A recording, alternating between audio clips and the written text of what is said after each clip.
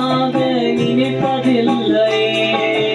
உமக்காக யாவையும் சகித்துக் கொள்வேனே, என் ஜீவனையும் பொருட்டாக நினைப்பதில்லை. நீ தந்த ஊழியத்தை நிறைவேற்றிட, நீ தந்த ஊழியத்தை நிறைவேற்றிட ஆசையுடன்